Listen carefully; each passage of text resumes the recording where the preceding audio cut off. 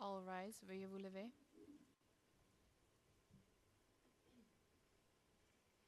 The International Criminal Court is now in session. L'audience de la Cour pénale internationale est ouverte. Please be seated. Veuillez vous asseoir.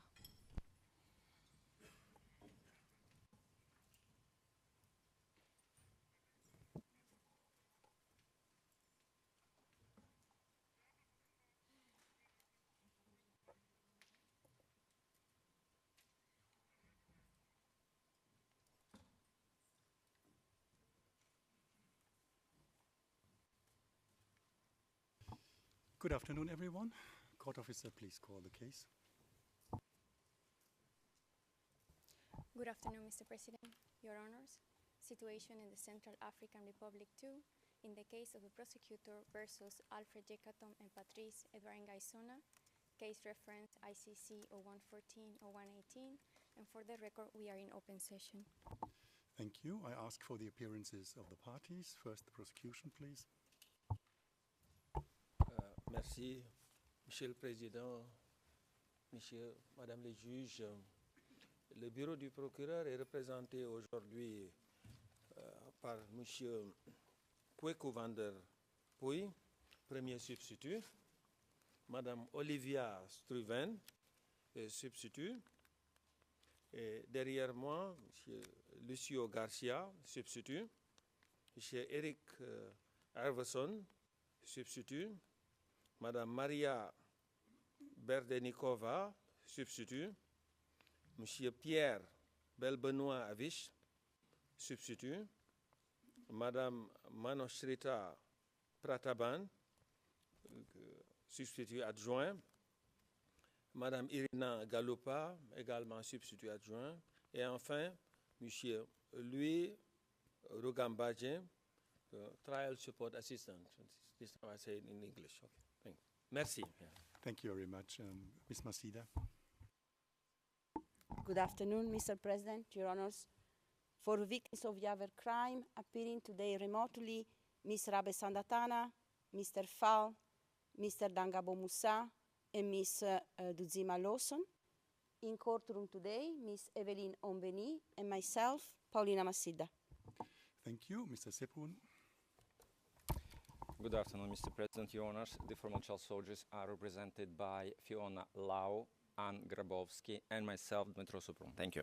I turn to the defense. First, Ms. Dimitri for the defense team of Mr. Yekatom. Thank you. Good afternoon, Mr. President. Good afternoon, Your Honors. Good afternoon to my colleagues. Mr. Yekatom is present in the courtroom this afternoon for his judgment, and he is represented by, on my right-hand side, Ms. Anta Gisse and Ms. Sarah Bafadel, Associate Counsel. Behind me, we have Mr. Guillaume Suzuki, Assistant to Counsel, as well as Sabrine Baissat and Mr. Florent Pages-Cranier, Legal Assistant. On my left-hand side, we have Yusra Lamkadam and Alexandra Baer, Case Manager, as well as our intern, Axel Chembry. And in the public gallery, we have Maël Dalin and Mr. Obed Yamale. From Bangui, Central Africa, following remotely but not appearing on the camera, we have the investigating team, Mr. Régis Changai, Mr. Rufin Pabingi, Mr. David Deboué, and our linguistic assistant, Mr. Lionel Messi Tikpa. And if I'm not mistaken, I believe we also have, following remotely, Mr. Jason Antley from Nairobi, and myself, Milan Dimitri. Well, that was quite a lot of names to remember, actually. I turn now to the defense of Mr. Ngaisona. Mr. Knops, please. Good afternoon, Your Honors. Good afternoon, everyone in the courtroom. The defense team of Mr. Ngaisona today appears before the chamber with, on my right side, Lorian van der Leer, Ms. Sarah Pedrosa, on my left side, Mr. Kerry Knoops Hamburger, Alexander Desdavi and Michael Rouse. The second row, the Spina Eleftheriou, Ms. Chiara Shibuichi and Barbara Smatsula. And on the public gallery, we have Ms. Deas and Ms. Hanin Gali. Thank you. Thank you very much. Today, the Chamber pronounces its judgment on the criminal responsibility of Alfred Yekatom and Patrice Edouard Ngaisona for the charges brought against them. The Chamber decided to hear submissions on potential sentencing before issuing a decision under Article 74 of the statute. As I will elaborate soon, the Chamber finds Alfred Yekatom and Patrice Edouard Ngaisona guilty on part of the charges brought against them. For this reason, the Chamber today pronounces its verdict and sentence under Article 74 and 76 of the statute. As provided for by the law, this shall also include the delivery of a summary of the Chamber's main findings and conclusions. The Chamber will first provide such a summary. After that, I will read out the verdict and sentence rendered by the Chamber. This was an exceptionally comprehensive and complicated case, both in terms of establishing the facts, as well as assessing the evidence and the contributions of the accused to the crimes. The Chamber has considered the evidence of a total of 174 witnesses and nearly 20,000 items of evidence, which included, among others, documents, photographs, videos, Facebook conversations, audios, and satellite imagery. All the details are set out in the written judgment. The written judgment, including verdict and sentence, has been issued today and will be notified shortly after the conclusion of today's hearing. It contains the full and reasoned statement of the Chamber's findings and conclusions and remains the only authoritative document. Today, as I said, the Chamber will start with a summary. This case concerns crimes against humanity and war crimes which took place in Bangui and the west of Central African Republic, CAR, between 2013 and at least February 2014. During the course of this trial, the Chamber has heard from a large number of witnesses accounts of these events and of the suffering that the civilian population experienced during this time. The case before this Chamber concerned crimes specifically against Muslim civilians or individuals considered as such.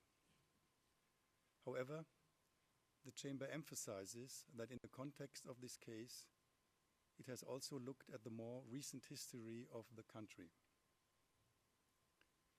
This has shed light on the civilian population in the CAR as a whole, suffering in one way or another from the conflicts in its country.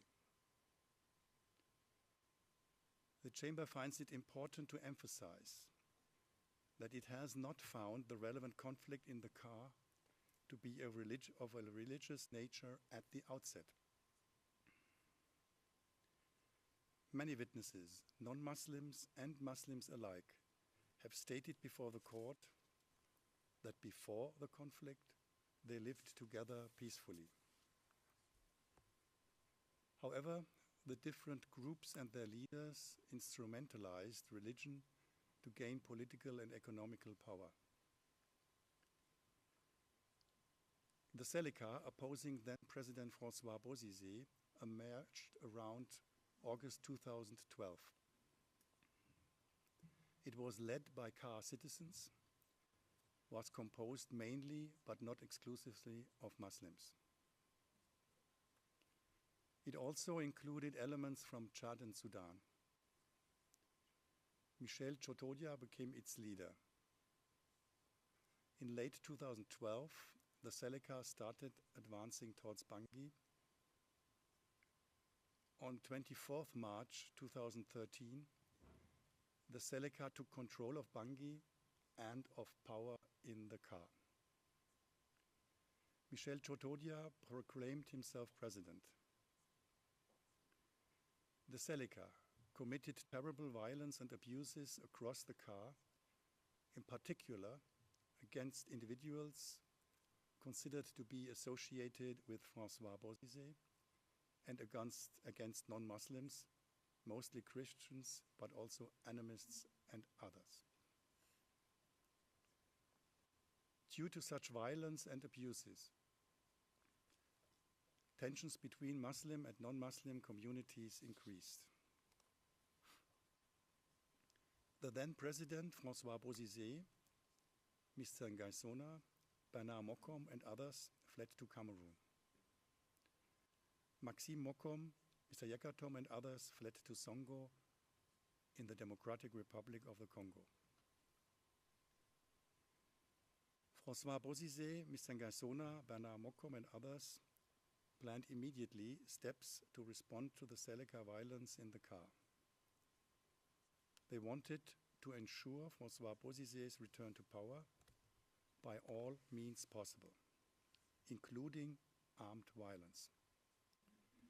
They did so through meetings in Cameroon and communicating with individuals in Songo, in particular with Maxime Mokom. He, in turn, liaised with persons and armed groups in Cameroon, Songo, and within the car. This included his father Bernard Mokom, Mr. Yekatom, and groups forming in the provinces to coordinate their activities and eventual advance onto Bangui.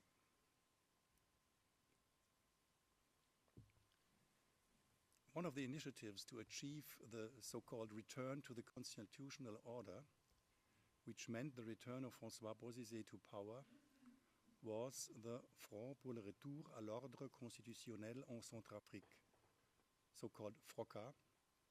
It was founded by François Bozizé, Mr. Ngaisona, and others in August 2013 in Paris. FROCA coexisted with other efforts, specifically the galvanization of armed groups eventually known collectively as the Anti-Balaka, largely composed of Christians. Mr. Ngaisona was actively involved in planning steps to respond to the Celica violence in the car and to ensure François Bozizé's return to power. He met and liaised with François Bozizé, Bernard Mokom, and others to discuss strategies and plans. He reached out to individuals in and outside of the car to gain support for their cause. He also provided financial assistance to those willing to assist in their activities. Mr. Ngaisona knew and was informed of the advance of the armed groups he supported and of the hostilities during this advance. This included the killings and dislocation of Muslim civilians from various locations. He also knew that an attack would take place on Bangui and provided funds to anti-Balaka elements that participated in the attack on Bangui on 5th December 2013.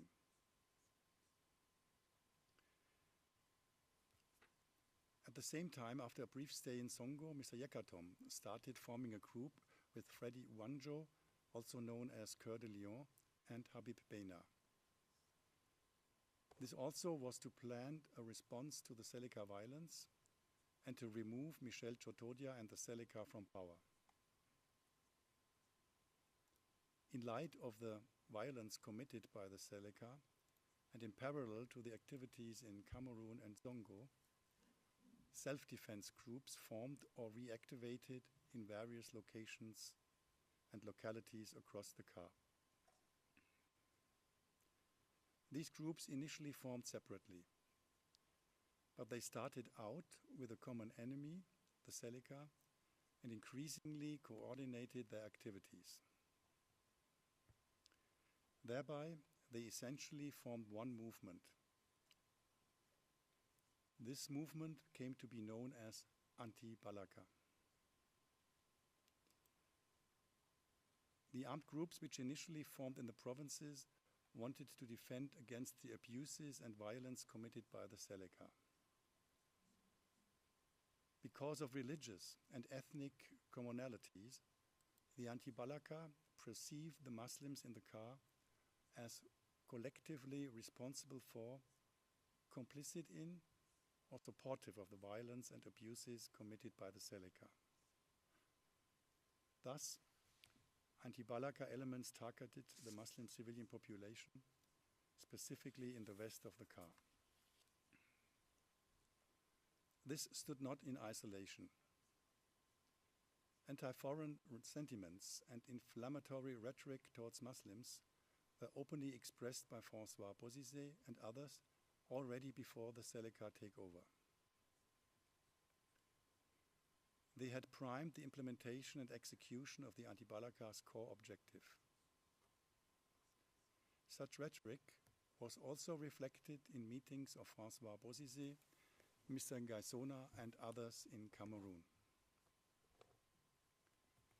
And it was repeated in a radio statement issued by FROCA on 5th December 2013 regarding the attack on Bangui that day, which called this attack le rétablissement de l'ordre fonctionnel, and further stated that the Anti-Balaka sont des Centrafricains pour aller libérer leur paix des chouks des djihadistes venus du Darfour, du Tchad, du Soudan. It is in the context of anti-Muslim animus that Anti-Balaka groups started the advance towards Bangui. They started engaging in attacks against the Seleka from September 2013 onwards. The groups going to different localities communicated with each other and individuals abroad to coordinate the attacks. These individuals included Maxime Mokom.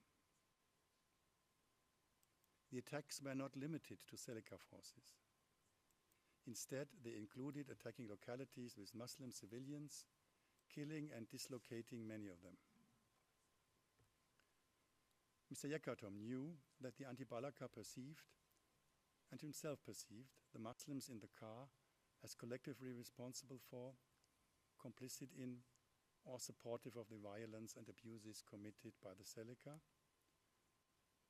and that the Anti-Balaka targeted the Muslim civilians population, specifically in the west of the Ka.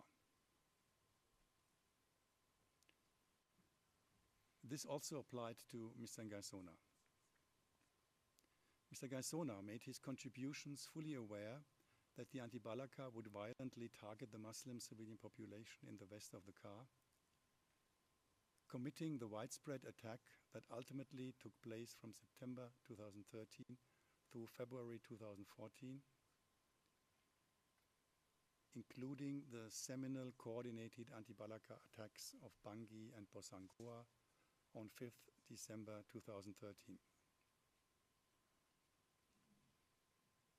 Michel Chotodia eventually had to resign because of events on the 10th January 2014. A new transition government was formed in the Ka. In this context, the Anti-Balaka structure started being further formalized. Mr. Ngaisona returned to the Ka on 14th January 2014. He was immediately installed as General Coordinator of the Anti-Balaka. In this role, Mr. Ngaisona represented the Anti-Balaka as one entity towards national and international authorities.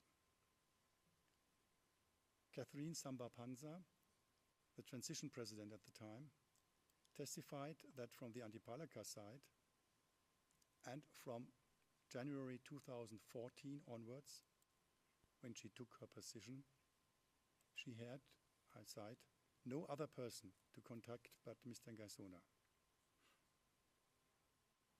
Mr. Ngaisona was actively engaged in formalizing the structure of the Anti-Balaka. He also continued providing financial assistance. Hostilities between the Anti-Balaka and the Seleka continued largely unabated until the end of February 2014. The anti-Balaka continued to target Muslim civilian population in 2014 across the western Kar prefectures, specifically in attacks in the second half of January and early February 2014. Hostilities thereafter did continue but subsided considerably. Eventually, many Muslims were forced to leave their respective areas. Throughout the relevant period, Mr. Yekatom retained and exercised full and unrestricted control over his group. This group was seen as and understood to be part of the anti-Balaka.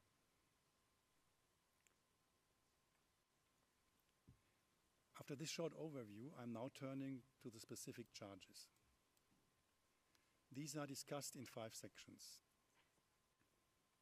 First and second, the advance of the anti-Balaka groups in 2013 and hostilities on the way that culminated in coordinated attacks in Bangui and Bossangoa on 5th December 2013. Third, the Chamber addresses the crimes committed during events at the Yambara school in Bangui at the end of December 2013. Fourth, crimes committed in the context of the advance of Mr. Yekatom's group along the PK9 and Baiki axis. Fifth, and finally, the Chamber gives its view on the charge brought against Mr. Yekatom under count 29. First, the attacks on Bangui and Bossangoa on 5th December 2013. In the early morning hours of 5th December 2013, the anti-Balaka mounted a coordinated attack on Bangui, including in Boeing and Qatar. The plan to mount an attack on Bangui existed at least as of 30th November 2013.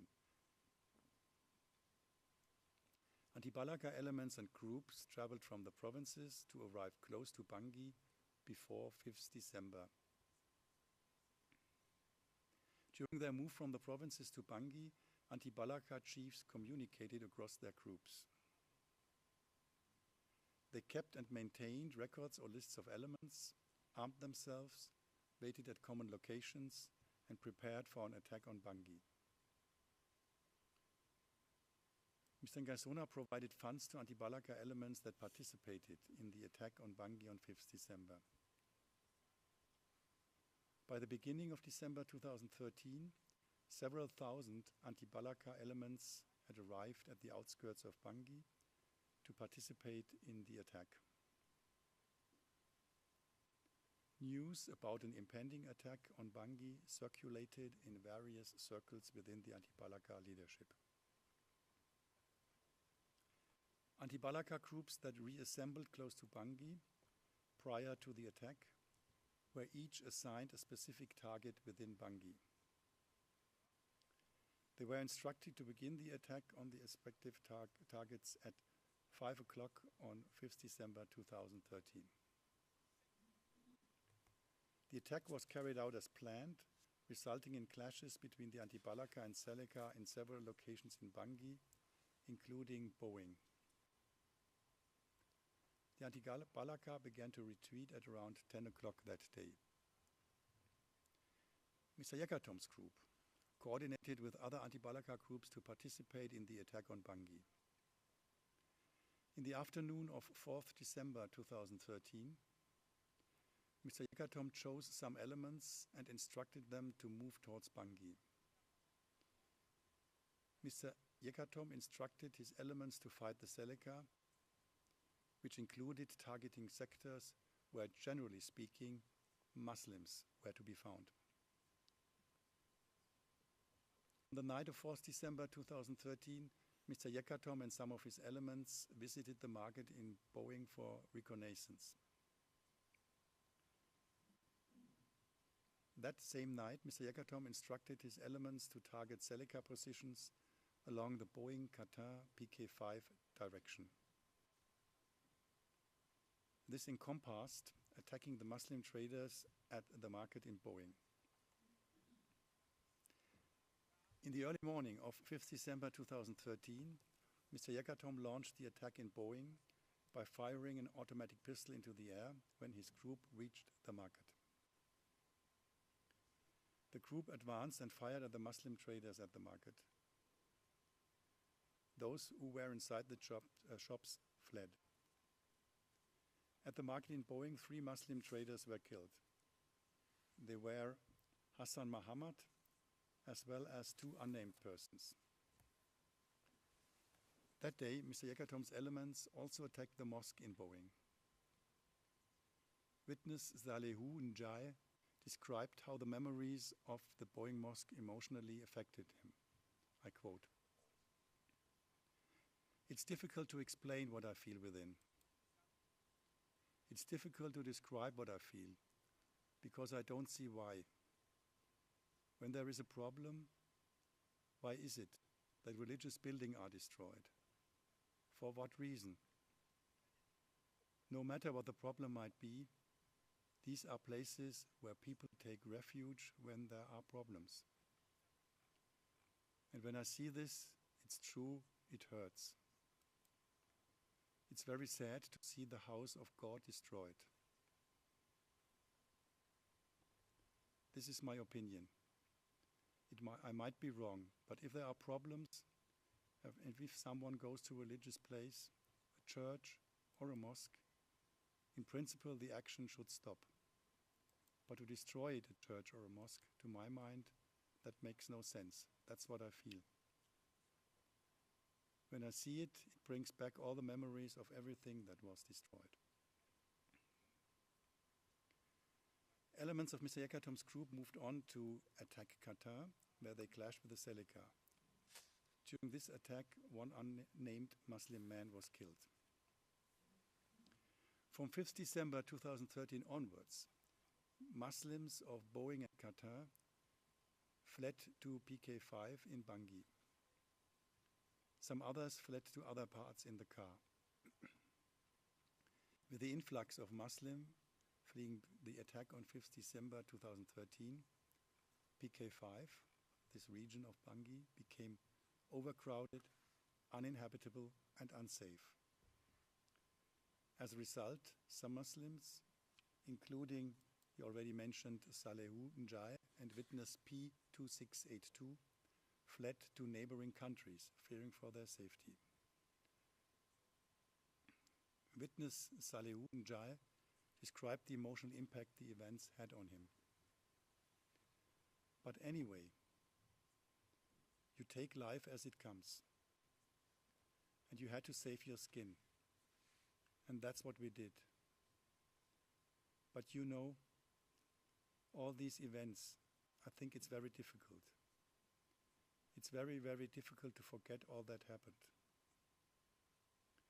And even to this day, when my mind rakes over it, it's a source of pain. And this is why I even avoid going to where I used to live. I avoid going there because as soon as I go in the area, all this comes flooding back to me. And so I would spend a sleepless night then. On the same day, the 5th December 2013, in coordination with the anti-Balaka attack on Bangui, anti-Balaka elements carried out an attack on the town of Bosangoa, roughly 300 kilometers north of Bangui. The anti-Balaka elements were divided into 2 groups, led by Florent Kema and Théophile Ndangba. The attack started at approximately 13 hours and lasted until the late afternoon or early evening. During the attack, the anti-Balaka targeted residential areas, including the Mboro neighborhood. This was generally known as the Muslim neighborhood in Bosangoa. The intention was to show that the anti-Balaka were attacking not only in Bangui, but also in the provinces, and to so-called free the town from the Seleka and all Muslims. As such, the anti-Balaka targeted Muslim civilians. During the attack, the anti-Balaka was well armed with some AK-47s and RPGs, as well as hunting weapons.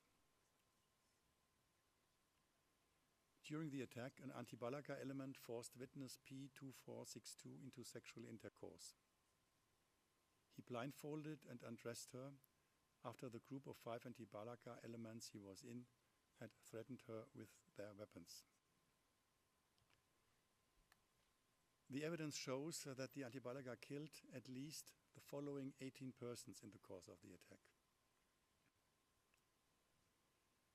Khadija Ajaro, Kursi Abdelrahim, Abdel, also known as Adaye Akbaka, Atahir Abu, C17, a taxi driver, Atahir Jime or Jimet, Halima Husseini, Hamadou Buba, Usman Abaka, Usman Abaka's mother, Abdallah Muhammad, Abdel Kadir, Mariam Yamwa, Amadou Umaru, Abaka, Ismail, Salamatou, a Pearl, and Saleh Adim. At some point between 5th and 8th December 2013, the anti-Balaka burned and destroyed residential structures. This happened in the immediate vicinity of the Imam's residence. They were lived in by Muslims at the time of the attack. During the attack, the Muslim civilian population of Bossangoa fled the attacked neighborhoods and tried to seek shelter at the École de la Liberté. Their numbers there rose into several thousand. These Muslim civilians remained confined to the school many weeks and even months for fear of threats by the anti-Balaka. The school was totally overcrowded with Muslim refugees. Conditions there were absolutely inhumane. The Muslim civilians depended on the protection of international forces and could not leave the school premises without risk to their life. Because of the prevailing insecurity caused by the anti-Balaka and the dire and cramped conditions at the school, all Muslims staying there were eventually transported away to Chad. These persons were car residents and considered Bossangoa to be their home. Following this deportation, Bossangoa was emptied of its Muslim population. Witness P2049 testified, I quote, "I really have that desire to return home. My country remains my country. Today I'm suffering. My town is Bossangoa. I would like to return to Bossangoa, but peace has not been restored. If I go back there now, I do not have a home. I have no way to survive. When security would have been restored in my country, it will be with joy that I would return and resettle in my native town of Bossangoa."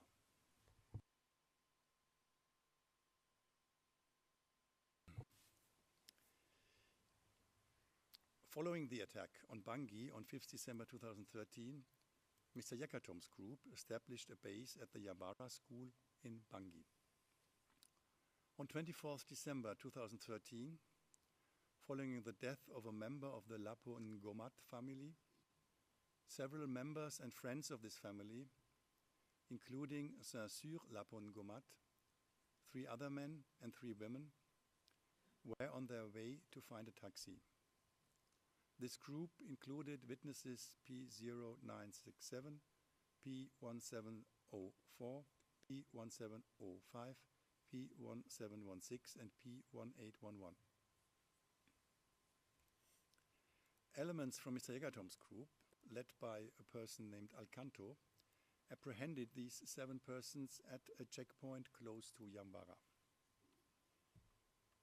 Alcanto pointed to the women in the group as belonging to the family of General Mamour and Michel Chotodia and being Muslim. The elements in Alcanto's group thus perceived the 7 persons as Muslims. They started to threaten the group with death, saying they would be, I quote, skinned like a papaya. This expression was used by elements in Mr. Yekatom's group in relation to the treatment of captured persons suspected of being Seleka.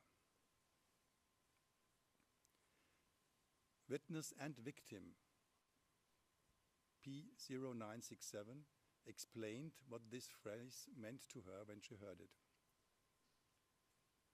Somebody who carries a machete and doesn't have any fruit in his hand. It's an image which shows that the fruit, or rather the plant which should be sown today, would have been us. It's an image, a very strong image.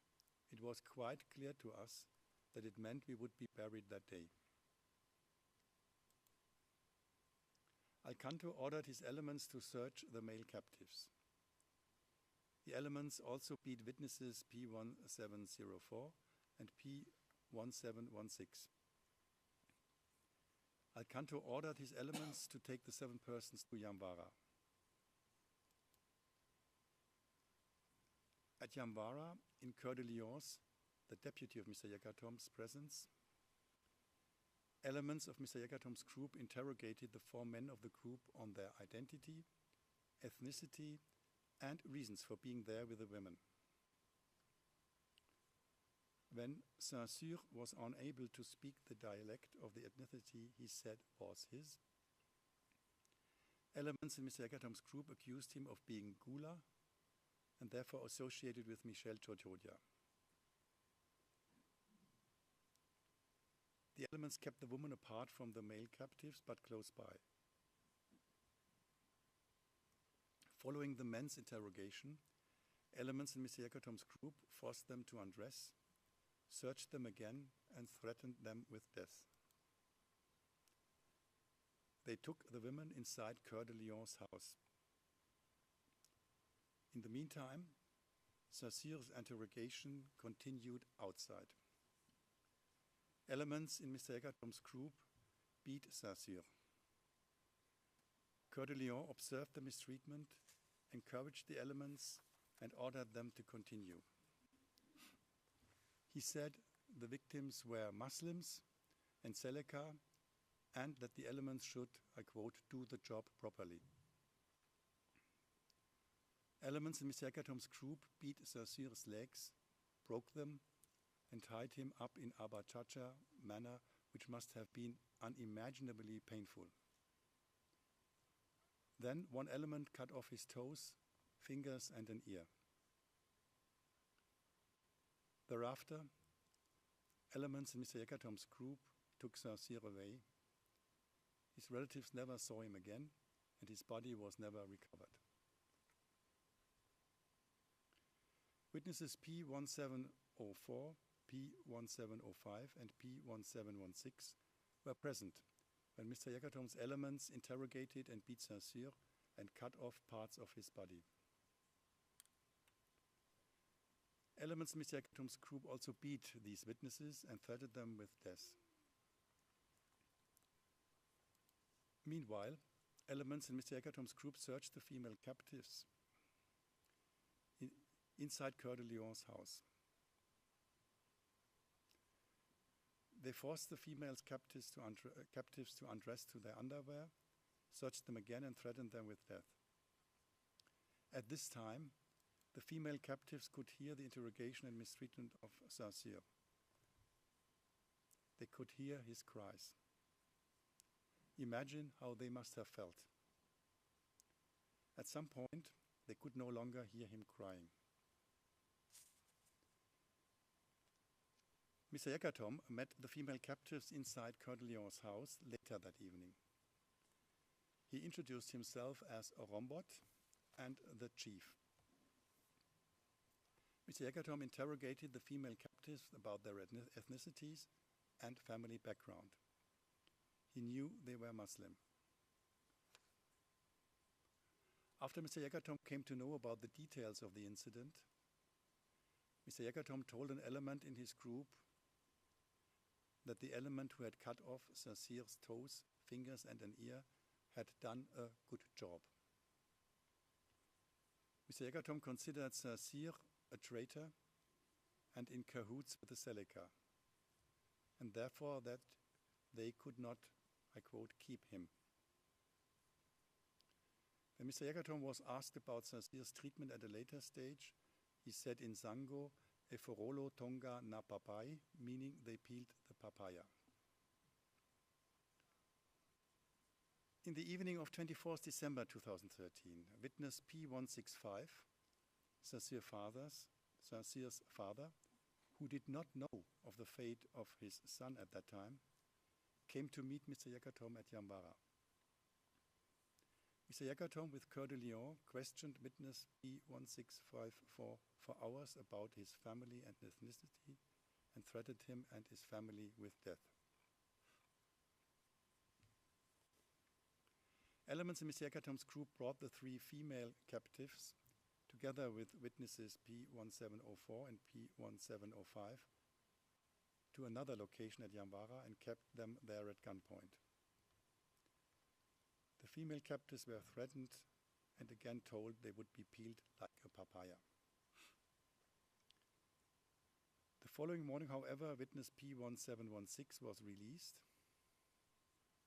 The other members of the group were brought to a location close to Mpoko Airport.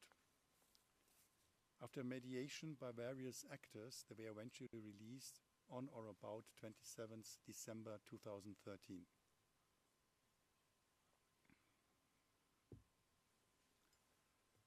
Starting on 10th January 2014, Mr. Yekatom and elements under his control left Yambara and advanced from Bangui on the road towards Mbaiki, along the Mpiki-9-Mbaiki axis. During the advance, the group took over a number of villages in the Lobaye prefecture, which is located in the southwestern part of the Ka. These localities included Sekia, Ndangala, Bimon, Kapu, Bosongo, and Pisa. At the time of the group's presence on the Mbaiki road, Mr. Yekatom, Coeur de Lion, and Alcanto instructed the elements to kill all the Muslims in their area. Mr. Yekatom's group took over checkpoints at PK9, Sekia, Bimon, Bosongo, and Pisa. It also set up new bases at PK9 and Sekia. By taking over these checkpoints, Mr. Yekatom and his group aimed at searching and identifying Muslims in the area and raising money to finance the group. Due to and in fear of the advance of Mr. Yekatom's group along the PK9-Mbaiki axis, a significant proportion of the Muslim population fled their towns and villages along the axis. At least 1,000 Muslim civilians who fled from locations along the axis and in the Lobaye prefecture went to Mbaiki. This substantially increased the Muslim population of the town. Muslims in Mbaiki at the time lived in great difficulty, under conditions of overcrowding, hunger, and fear of death from the Anti-Balaka. Witness Diakité Abu Bakr described the situation at the time as follows, I quote, "When the evacuees arrived in Mbaiki, prices of everything went high. There was not enough meat for the people. There was a general shortage of food, including vegetables like cocoa, aubergines, peanuts, manioc. Some of the evacuees had brought food, but that was all finished. The reserve in the city was all depleted. By the time they left the city, there was nothing left. Life was very difficult. They must have remained in Mbaiki for about 2 weeks before the trucks came and took them. At this time, the women were even scared to go to the market because the anti-Balaka were walking around armed with knives and machetes. He had never seen anything like this.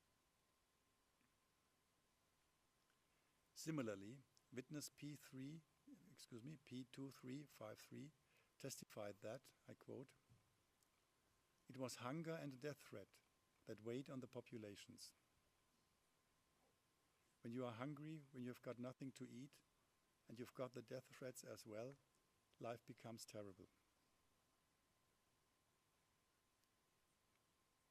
Mr. Yekatom and elements under his control entered Mbaiki on 30th January 2014. That day, a meeting was held at the Saint Jeanne d'Arc church in Mbaiki to discuss the way forward under these circumstances. Mr. Yekatom and elements of his group, representatives of the Mbaiki civilian and religious authorities, international organizations and NGOs, as well as Sangaris, these are the French forces deployed to the CAR, attended. Already before this meeting, the removal of the Muslim civilian population of Baiki was a foregone conclusion. At this meeting, it was then decided. Mr. Yekatom's group settled in at least one base in Baiki. During this time, elements of Mr. Yekatom's group threatened and harassed Muslim civilians in Baiki, telling them to leave the area. The anti-Balaka also attacked a gendarme patrol in Baiki, which was there to protect the population. On 6 February 2014, Chadian forces transported the first group of Muslim civilians from Baiki to Chad and other locations in the CAR. These Muslim civilians left Baiki in fear of the anti-Balaka, and in particular due to the arrival of Mr. Yekatom's group in Baiki. The total number of Muslims removed from Baiki at the time amounted to at least 3,000. A second group of Muslims was transported away from Baiki to Bangui and other locations thereafter. These were all citizens of the CAR, and they considered Mbaiki or their villages along the axis as their home. As a result, very few Muslim civilians remained in Mbaiki. Witness P1666 described how he felt. When I left Mbaiki, it was extremely difficult. I had tears in my eyes. We didn't expect this departure. We didn't think that one day we would have to leave from this town. You must remember, we invested a lot. We built a lot up, and all of a sudden we had to abandon everything and leave. It was really with great sadness because we were forced to abandon everything which we had shared as we grew up. So there was a lot of sadness. It was difficult. It was very hard to bear. Jido Saleh, second deputy mayor of Mbaiki, and his family were among the very few remaining Muslims in Mbaiki. Jido Saleh himself made clear at the time that he would not leave, as he was in his country and had nowhere else to go. This refusal to leave would cost him his life. Elements of Mr. Yekatom's group threatened Jido Saleh. On 28 February 2014, a group of individuals attacked Jido Saleh's house. As he tried to flee, the group pursued him and threw stones at him. The group, which included at least 3 elements of Mr. Yekatom's group, one of them being Honorine Gbafalo, killed Jido Saleh as he tried to reach the gendarmerie. The chamber received a video depicting the particularly gruesome treatment of the dead body of Jido Saleh, a Muslim civilian mistreated and humiliated even beyond his death. This video shows the unbelievable cruelty with which Saleh's dead body was treated. Honorine Buffalo cut off Chido Saleh's genitals. Other individuals beat his head, his dead body, and cut parts of his body, including one of his ears and his neck, partly severing his head. Following the death of Chido Saleh, Mr. Yekatom told the then mayor of Mbaiki, Raymond Bongbandi, that the killing was, I quote, an accident, and he would pay for the burial, which he did not. As a direct consequence of Chido Saleh's killing, MISCA, another assistant force deployed to the car to protect the civilian population, ordered Mr. Yekatom and his elements to leave Baiki, which they immediately did. In relation to the above events, the Chamber has found that Mr. Yekatom committed a number of war crimes and crimes against humanity in connection with the attack on Bangui, the events at Yamwara, and the advance of Mr. Yekatom's group along the PK9-Baiki axis. Similarly, the Chamber has found that Mr. Ngasona aided, abetted, or otherwise assisted the commission of a number of war crimes and crimes against humanity in connection with the attacks on Bangui and Bosangoa, the events at Yamwara, and the advance of Mr. Yekatom's group along the PK9-Baiki axis.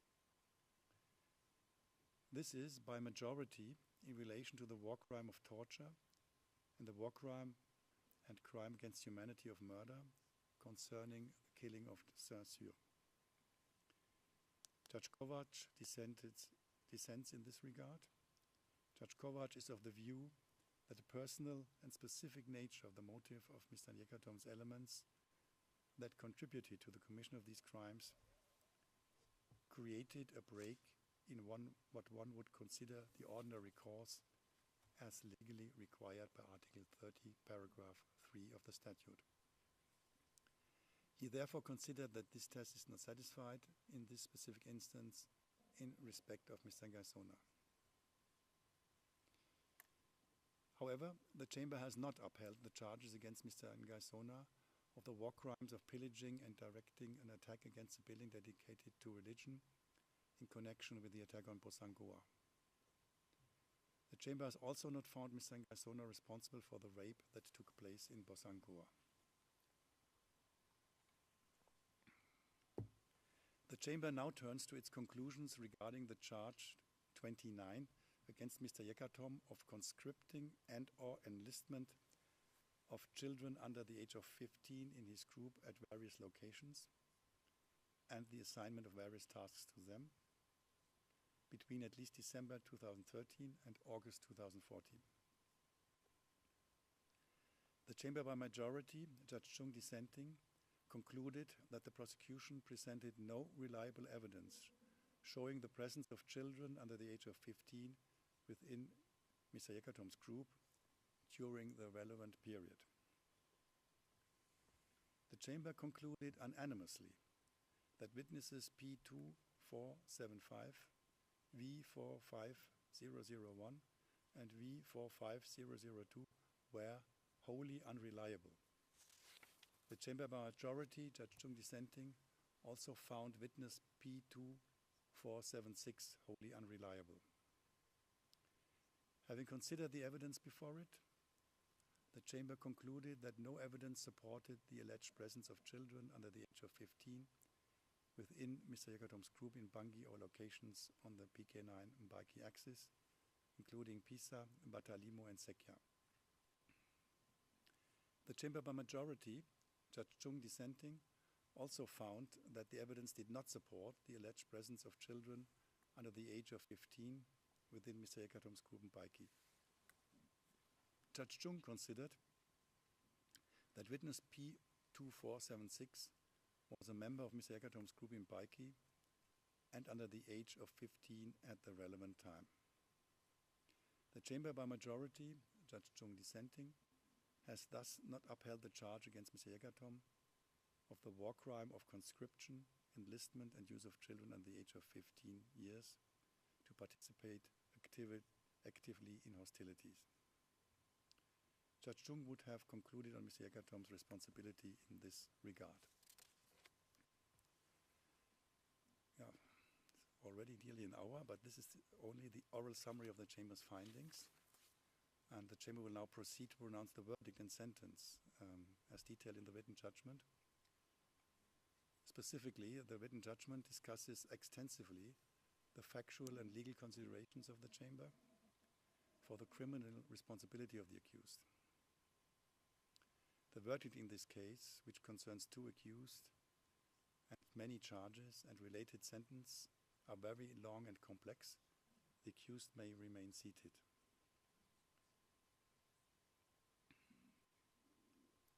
Trial Chamber 5 of the International Criminal Court, for the reasons set out in detail in the judgment, and on the basis of the evidence submitted and discussed before the Chamber at trial and the entire proceedings,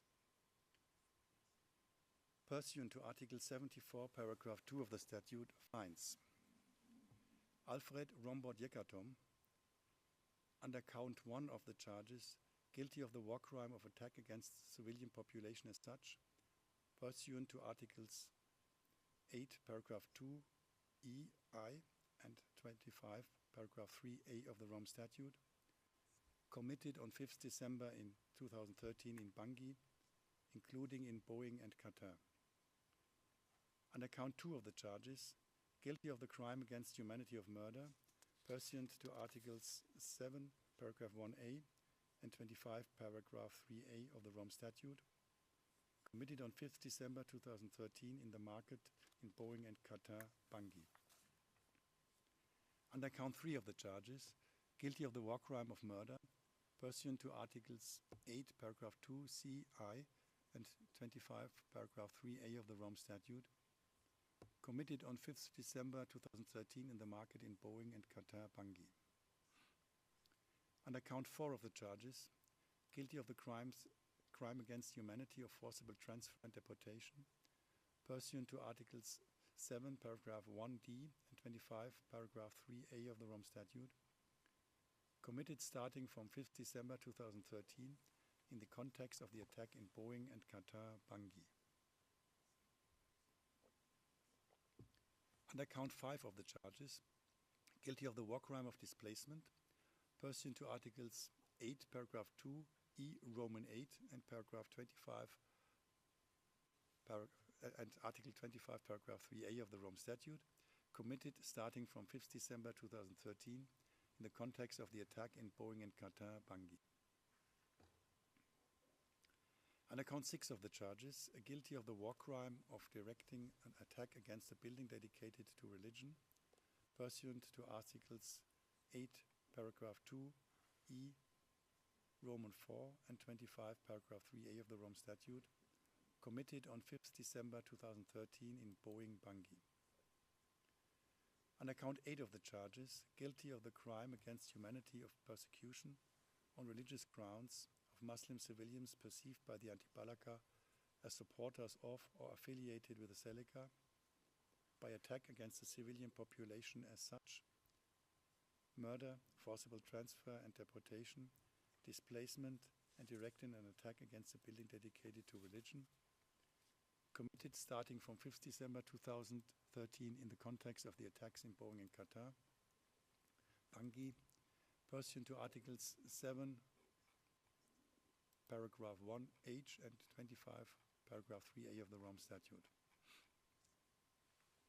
Under count 11 of the charges, guilty of the crime against humanity of other inhumane acts, pursuant to Article 7, Paragraph 1k and 25, Paragraph 3a of the Rome Statute, committed on or about 24th December 2013 at Yambara in Boeing, Bangui.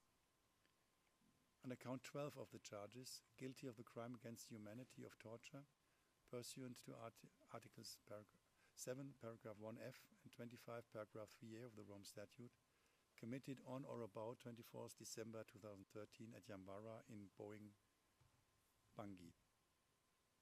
Under count 13 of the charges, guilty of the war crime of cruel treatment concerning the 6 persons and guilty of the war crime of torture and of one other, pursuant to Articles 8, Paragraph 2, c, y, and Article 25, paragraph 3A of the Rome Statute, committed on or about 24th December at Yambara in Boeing Bangui.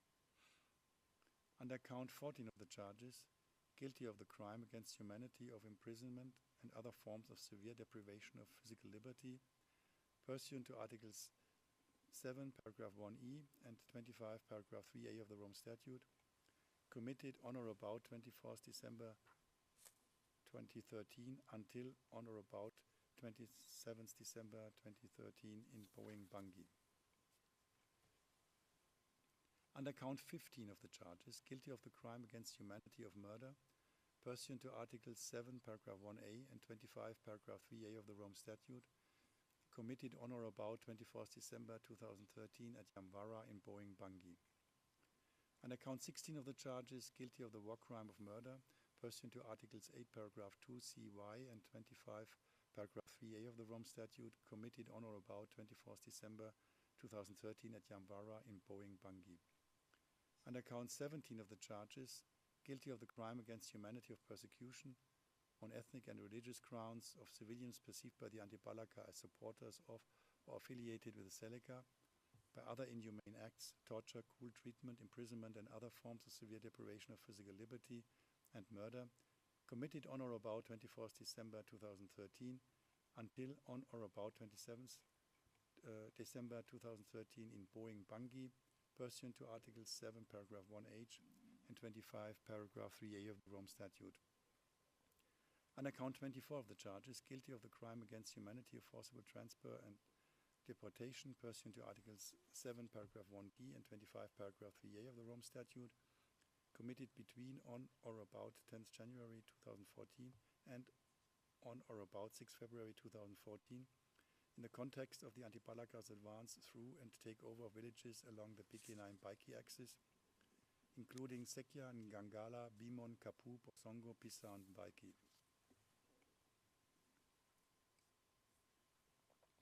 Under count 25 of the charges, guilty of the war crime of displacement, pursuant to Articles 8, paragraph 2e, Roman 8, and 25, paragraph 3a of the Rome Statute, committed between on or about 10th January 2014 and on or about 6 February 2014 in the context of the Anti-Balaka's advance through and takeover of villages along the PK9 Baiki axis, including Sekia, Ndangala, Bimon, Kapu, Bosongo, Pisa, and Baiki. Under count 26 of the charges, guilty of the crime against humanity of murder, pursuant to Articles 7, paragraph 1a and 25, paragraph 3a of the Rome Statute, committed on 28th February 2014 in Baiki. Under count 27 of the charges, guilty of the war crime of murder, pursuant to Articles 8, paragraph 2c, I, and 25, paragraph 3a of the Rome Statute, committed on 28th February 2014 in Baiki.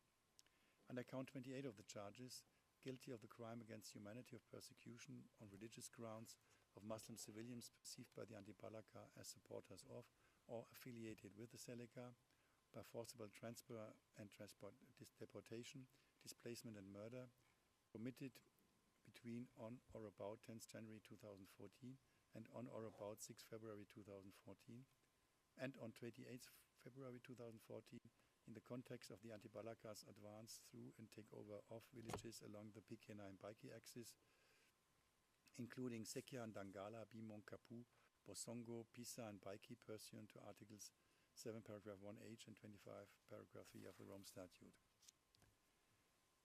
By majority, under count 29 of the charges, not guilty of the war crime of conscripting or enlisting children under the age of 15 years into an armed group and using them to participate actively in hostilities, pursuant to Articles 8, paragraph 2e, Roman 7, and paragraph 25, paragraph 3, Article 25, paragraph 3a of the Rome Statute, between at least December 2013 and August 2014 in Boeing, Sekia, Pisa, and Batalimo.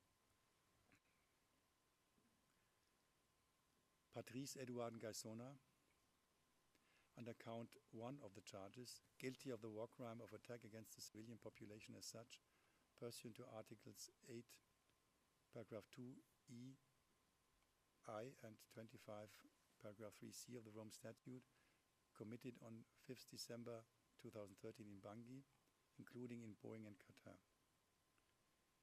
Under count 2 of the charges, guilty of the crime against humanity of murder, pursuant to Article 7, paragraph 1a and 25, paragraph 3c of the Rome Statute, committed on 5th December 2013 in the market in Boeing and Qatar, Bangui. Under count 3 of the charges, guilty of the war crime of murder, pursuant to Articles 8, paragraph 2, ci and 25, paragraph 3c of the Rome Statute, committed on 5th December 2013 in the market in Boeing and Qatar, Bangui. Under count 4 of the charges, guilty of the crime against humanity of forcible transfer and deportation pursuant to Articles 7, paragraph 1d and 25, paragraph 3c of the Rome Statute, committed starting from 5th December 2013 in the context of the attack in Boeing and Qatar, Bangui. Under count 5 of the charges, guilty of the war crime of displacement pursuant to Articles 8, paragraph 2e, Roman 8 and 25, paragraph 3c of the Rome Statute, committed starting from 5th December 2013 in the context of the attack in Boeing and Qatar, Bangui. Under count 6 of the charges, guilty of the war crime of directing an attack against a building dedicated to religion, pursuant to Articles 8, paragraph 2e, Roman 4 and 25, paragraph 3c of the Roman Statute, committed on 5th December 2013 in Boeing, Bangui.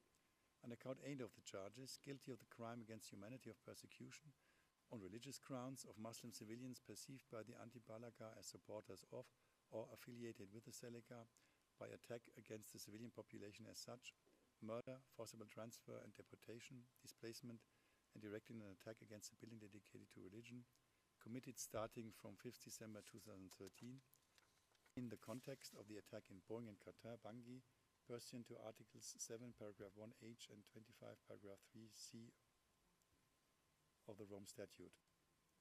Under count 11 of the charges, guilty of the crime against humanity of other inhumane acts pursuant to Articles 7, paragraph 1k and 25, paragraph 3c of the Rome Statute, committed on or about 24th December 2013 at Yamwara in Boeing, Bangui. By majority, under count 12 of the charges, guilty of the crime against humanity of torture, pursuant to Articles 7, paragraph 1f and 25, paragraph 3c of the Rome Statute, committed on or about 24th December 2013 at Yamwara in Boeing, Bangui. Under count 13 of the charges, guilty of the war crime of cruel treatment concerning the 6 persons, pursuant to Articles 8, paragraph 2, ci and 25, paragraph 3c of the Rome Statute, and, by majority, guilty of the war crime of torture of one other, pursuant to Articles 8, paragraph 2, ci and 25, paragraph 3c of the Rome Statute, committed on or about 24th December 2013 at Yamwara in Boeing, Bangui. Under count 14 of the charges, guilty of the crime against humanity of imprisonment and other forms of severe deprivation of physical liberty, pursuant to Articles 7, paragraph 1e and 25, paragraph 3c of the Rome Statute, committed on or about 24th December 2013 until on or about 27th December 2013 in Boeing, Bangui. By majority, under count 15 of the charges, guilty of the crime against humanity of murder, pursuant to Articles 7, paragraph 1a and 25, paragraph 3c of the Rome Statute, committed on or about 24th December 2013 at Yamwara in Boeing, Bangui. By majority, under count 16 of the charges, guilty of the war crime of murder, pursuant to Articles 8, paragraph 2, ci and 25, paragraph 3c of the Rome Statute, committed on or about 24th December 2013 at Yamwara in Boeing, Bangui.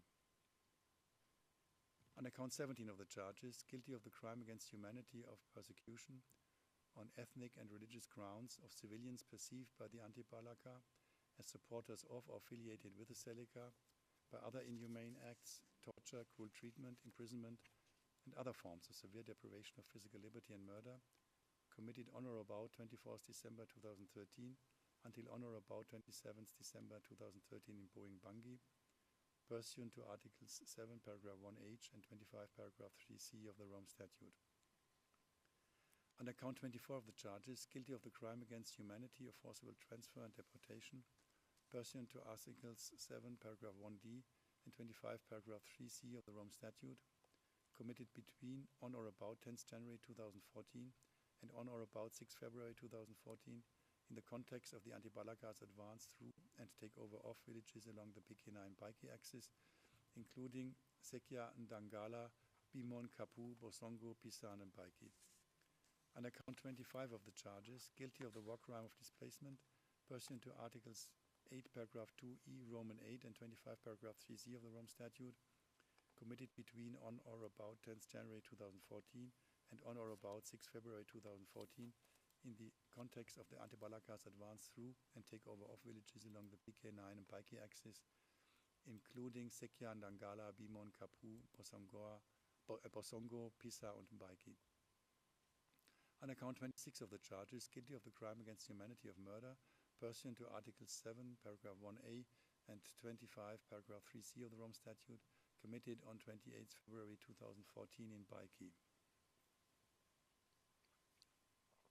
On account 27 of the charges, guilty of the war crime of murder, pursuant to Articles 8, paragraph 2c, I, and 25, paragraph 3c of the Rome Statute, committed on 28 February 2014 in Baiki. On account 28 of the charges, guilty of the crime against humanity of persecution on religious grounds of Muslim civilians perceived by the anti-Balaka as supporters of or affiliated with the Seleka, by forcible transfer and deportation, displacement and murder, committed between on or about 10th January 2014 and on or about 6 February 2014 and on 28th February 2014 in the context of the anti-Balaka's advance through and takeover of villages along the PK9 and Baiki axis, including Sekia, Ndangala, Bimon, Kapu, Bosongo, Pisa, and Baiki, pursuant to Articles 7, paragraph 1h and 25, paragraph cc of the Rome Statute.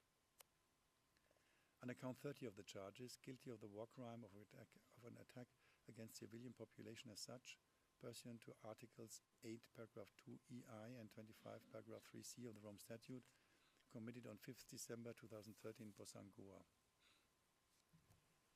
On account 31 of the charges, guilty of the crime against humanity of murder, pursuant to Article 7, paragraph 1a and 25, paragraph 3c of the Rome Statute, committed on 5th December 2013 in Bossangoa.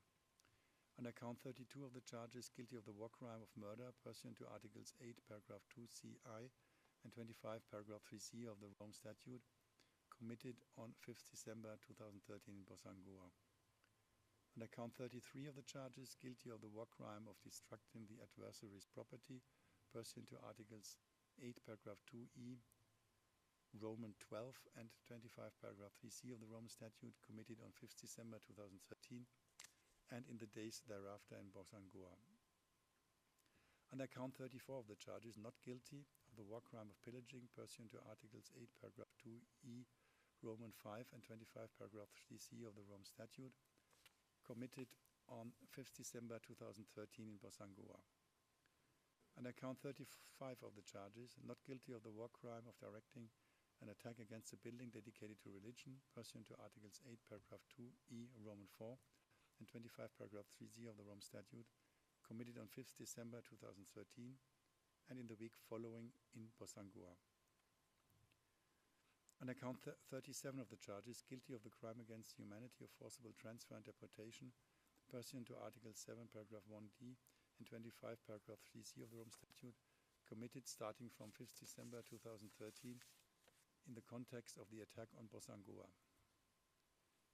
On account 38 of the charges, guilty of the war crime of displacement, pursuant to Articles 8, paragraph 2e, Roman 8, and 25, paragraph cc of the Rome Statute, committed starting from 5th December 2013 in the context of the attack on Bossangoa. On account 39 of the charges, guilty of the crime against humanity of imprisonment and other forms of severe deprivation of physical liberty, pursuant to Articles 7, paragraph 1e and 25, paragraph 3c of the Rome Statute, committed on 5th December 2013 and in the weeks following in Bossangoa. On account 40 of the charges, not guilty of the crime against humanity of rape, pursuant to Articles 7, paragraph 1g and 25, paragraph 3c of the Rome Statute, committed on 5th December 2013 in Bossangoa. On account 41 of the charges, not guilty of the war crime of rape, pursuant to Articles 8, paragraph 2e, Roman 6 and 25, paragraph 3c of the Rome Statute committed on 5th December in Bosangoa. On account 42 of the charges, guilty of the crime against humanity of persecution on religious grounds of Muslim civilians perceived by the Anti-Balaka as supporters of or affiliated with the Seleka, by attack against the civilian population as such, murder, destruction of the adversary's property, forcible transfer and deportation, displacement and imprisonment, and other forms of severe deprivation of physical liberty, committed starting from 5th December 2013 in the context of the attack on Bosangoa, pursuant to Articles 7, paragraph 1h and 25, paragraph 3c of the Rome Statute.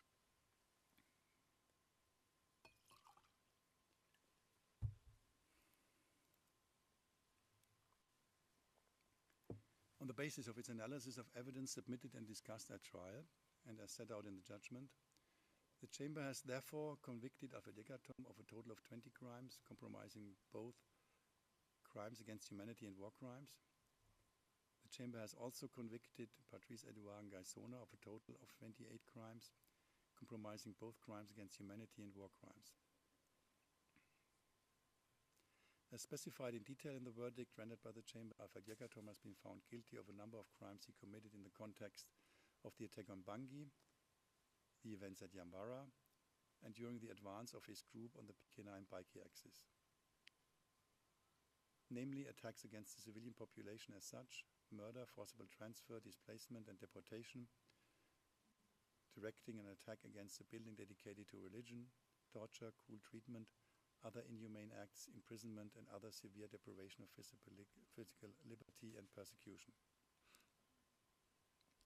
Further, and as specified in detail in the verdict and in the judgment, Patrice Edouard Ngaisona has been found guilty of a number of crimes he aided, abetted, or otherwise assisted to in the context of the attacks on Bangui and Bosangoa, the events at Yambara, and during the advance of the Anti-Balaka on the PK9 Baiki axis.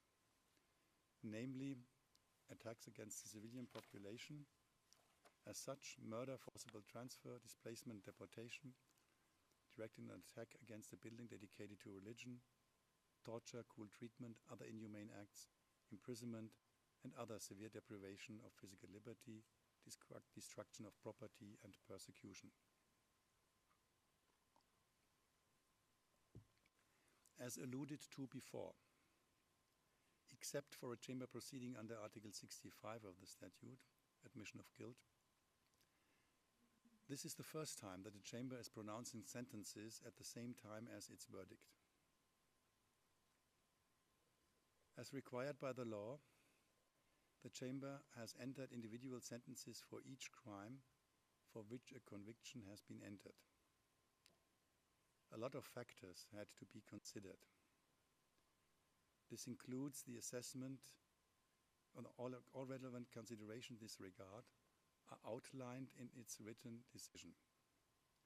This includes the assessment of the individual contributions to the crimes by the accused and which aggravating and mitigating factors, if any, the Chamber took into account. The decision also outlines the basis for the Chamber's conclusion on the respective joint sentences.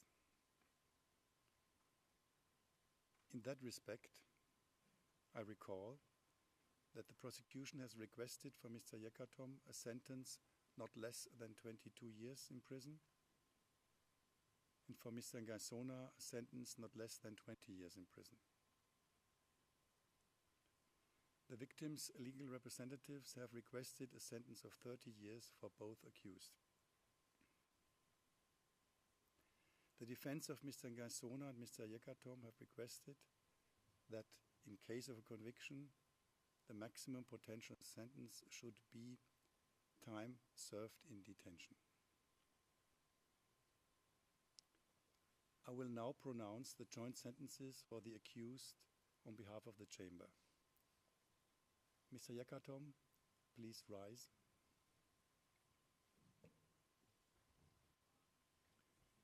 Mr. Yekatom, having considered all the relevant factors for the determination of the sentence, the Chamber sentences you to a total of 15 years of imprisonment.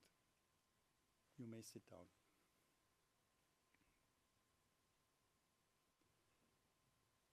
Mr. Garsona, please rise. Mr. Garsona, having considered all the relevant factors for the determination of the sentence, the Chamber sentences you to a total of 12 years of imprisonment. You may sit down. Well, as I said, all the details of the really complex and complicated decision on sentencing. In this regard, we had also to, of course, consider that there is a huge factual overlap between the many convictions we had. Could be seen and could be read in the written judgment, which is very comprehensive in that regard. This concludes today's hearing for the delivery of the judgment in the case of the prosecutor versus Alfred Yekatom and Patrice Edouard Garsona. The court is adjourned. All rise. Veuillez vous lever.